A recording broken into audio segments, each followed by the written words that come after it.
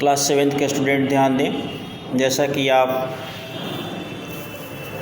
Chapter 4 पढ़ चुके हैं।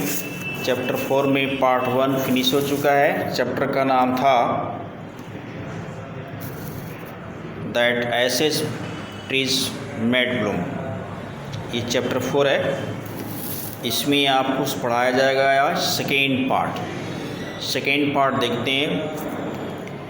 Not long after that the good old man dreamed again. बहुत लंबे दिन, देर के बाद, यानी ज़्यादा दिन के बाद नहीं, यानी बहुत जल्द ही उस बूढ़े व्यक्ति ने फिर से स्वप्न देखा। And the spirit of dog spoke to him, और उस कुत्ते की आत्मा ने उसको बताया, telling him how the wicked people and had burn the mill made from the pine trees. उसको ये बता दिया कि वो दुष्ट लोगों ने पाइन ट्रेस से बने हुए उस मील को कैसे जला दिया है। Take the ashes of mill sprinkle them on without trees. उसने कहा कि उस राख को, मील के जले हुए राख को ले करके सूखे हुए पेड़ के ऊपर छिड़क दो। And they will Bloom again, और फिर वे पेड़ खिल उठेंगे। उस कुत्ते की आत्मा ने कहा, shut the dog spirit. The old man woke up and went at once to the wicked neighbor's house. वह बूढ़ा आदमी उठा और तुरंत उस दुष्ट पड़ोसी के घर गया। Where he found a miserable old pair sitting at the edge of their square fireplace. वहाँ उसने देखा कि वह दोनों बहुत दयनीय अवस्था में दोनों दंपति बैठे हुए थे आग के पास एक किनारे में। In the middle of floor smoking and spinning. फर्श के ठीक बीच में वे धूम्रपान कर रहे थे और कुछ काट रहे थे। From time to time they warn their hand and feet their bless from some bits of mill. और समय समय पर हाथ और पैर को जो जल रहा था उस आग में सेक रहे थे। वाइल बिहाइंड दे ले पाइल ऑफ ब्रोकन पीसेज। उनके पीछे बहुत ज़्यादा ढेर उस लकड़ी का पड़ा हुआ था। The good old man humbly asked for the ashes. उस बूढ़े दंपति ने, जो अच्छा व्यक्ति था, उसने बड़े विनम्रता से राख को मांगा। Those the cactus couple turn up their nose at him and scolded him as if were a thief. वो दोनों दुष्ट दंपति जो हैं उसके तरफ से अपनी आंखें मुड़ जाते हैं और नाक चढ़ी कर लेते हैं, दबा लेते हैं, और जैसे उसको डांटते हैं, जैसा कि वो चोर को डांटते हैं, इस तरह उसको डांट रहे हैं। And let him feed his basket with the ashes. लेकिन उसको टोकरी में उस राख को भरने दिए। ऑन कमिंग होम, घर आने पर द ओल्ड मैन टूक his wife into the garden. वह बूढ़ा व्यक्ति अपने पत्नी को बाग में ले गया। It being winter their favourite cherry trees was bare. जाड़े का मौसम था, लेकिन उसका पसंदीदा पेड़ जो चेरी है अभी भी खाली पड़ा था। He sprinkled a pinch of ashes on it. उस पर वह एक चुटकी राख को छिड़क दिया।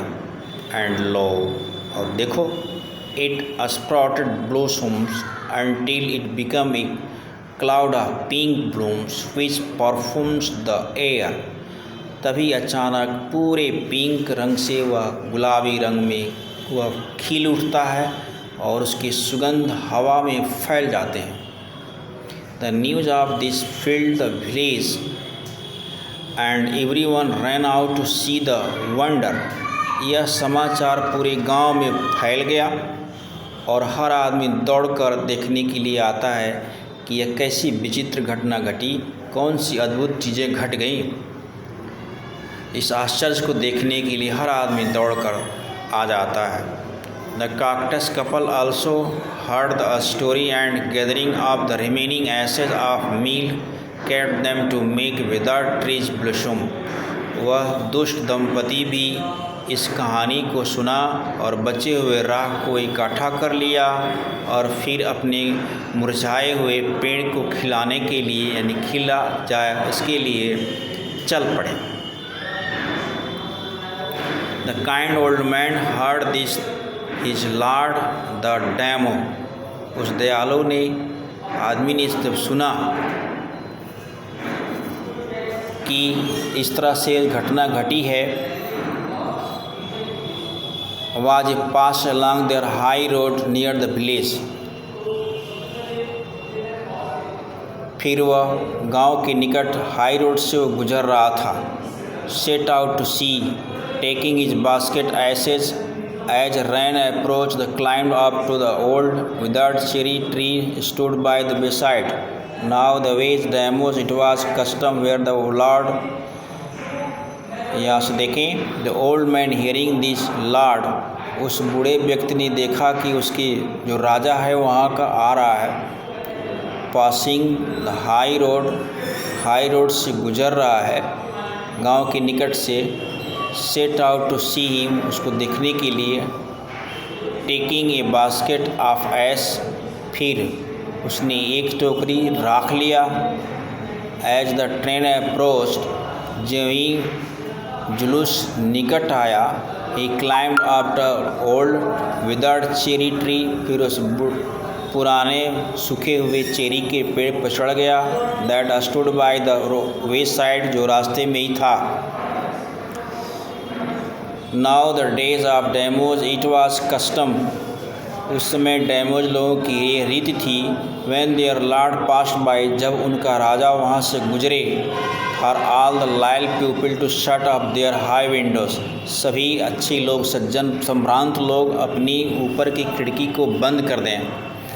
And even pass the fast with sleep of paper, अगर ज़रूरत पड़े तो पेपर से मजबूती से चिपका दें।